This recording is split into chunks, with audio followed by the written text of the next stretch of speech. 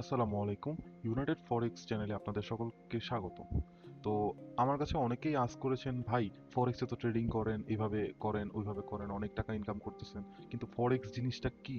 আজকের আলোচ্য বিষয় হচ্ছে ফরেক্স ট্রেডিং কি, ফরেক্সের লাভ ক্ষতি কিভাবে নির্ধারিত হয়, কিভাবে সহজে ফরেক্স ট্রেডিং করা যায় এবং লেভারেজ কি। ফরেক্স হচ্ছে অ্যাকচুয়ালি ফরেন এক্সচেঞ্জের শর্ট ফর্ম। সুতরাং ফরেক্স কি এটা জানতে হলে আমাদেরকে প্রথমে এর সংজ্ঞাটি দেখতে হবে। তো ফরেক্স কি বলতে, একটি দেশের মুদ্রার বিনিময়ে অন্য একটি দেশের মুদ্রা ক্রয় বা বিক্রয় করাকে ফরেক্স বলে। তো আমরা প্রত্যক্ষ বা পরোক্ষভাবে অনেকেই কোনো না কোনো সময় ফরেক্স ট্রেডিং করেছি। সাপোজ আপনি বাংলাদেশ থেকে আমেরিকা যাবেন, সেক্ষেত্রে আপনাকে বাংলাদেশি টাকাকে অবশ্যই ইউএস ডলারে কনভার্ট করতে হবে। আপনি এই ইউএস ডলারে কনভার্ট করার জন্য কোনো একটি ব্রোকারেজে বা কোনো একটি মানি এক্সচেঞ্জারে গিয়ে টাকা টাকা থেকে ডলার কিনলেন। তো এটাই হচ্ছে ফরেক্স ট্রেডিং। এই যে টাকা থেকে ডলার হলো না, এটাই হচ্ছে ফরেক্স ট্রেডিং। এখন আসেন, ফরেক্সের লাভ ক্ষতি কিভাবে নির্ধারিত হয়। মনে করেন একজন ট্যুরিস্ট ইউএসএ থেকে ইউরোপে ঘুরতে যাবে।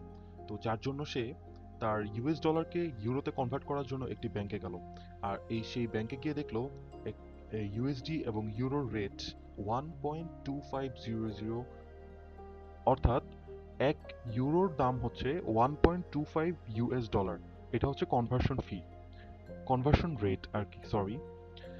আপনার ওই ট্যুরিস্টটা করলো কি, সে 10,000 US ডলারকে ইউরোতে কনভার্ট করলো, যার মান আসে 8,000 ইউরো। তারপর সে ওই 8,000 ইউরো নিয়ে ইউরোপে ঘুরতে গেল। তারপর তার সাথে একজন ফ্রেন্ড গিয়েছিল, যে তার সকল খরচ বেয়ার করেছে, যার ফলে তার একটা টাকাও খরচ হয়নি।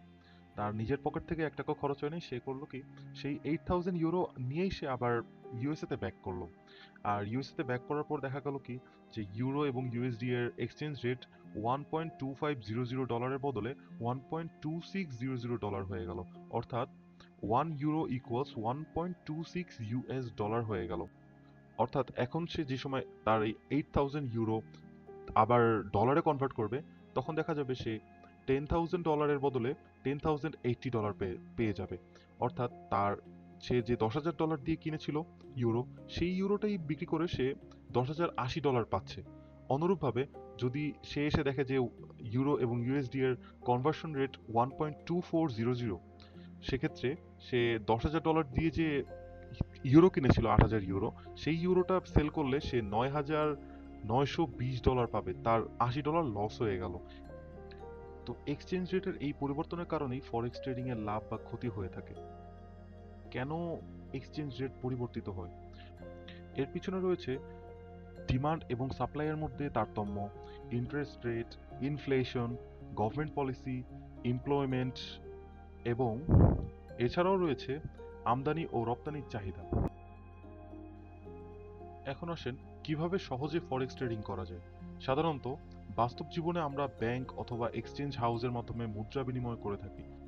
একটু আগের এক্সাম্পলটি দেখলেই বুঝতে পারবেন, ওখানে ট্যুরিস্টটা সে তার ডলারকে ইউরোতে কনভার্ট করার জন্য একটি ব্যাংকের সহায়তা নিয়েছে। তো এই ব্যাংকের মাধ্যমে অথবা কোনো ব্রোকারেজ হাউস, কোনো এক্সচেঞ্জ হাউস, এগুলোর মাধ্যমে হচ্ছে মূলত ট্রেডিং করা হয়। তো এটা তো অনেক বেশি হেক্টিক, তাই না?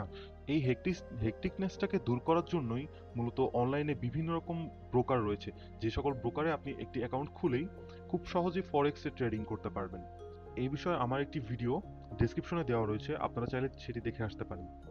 বাংলাদেশে ফর দ্য ফার্স্ট টাইম আমরা একটি ফরেক্স ট্রেডিং গ্রুপ খুলেছি, যেখানে আপনাদের মতন অনেক ট্রেডাররা তাদের নিজেদের মতামত শেয়ার করে।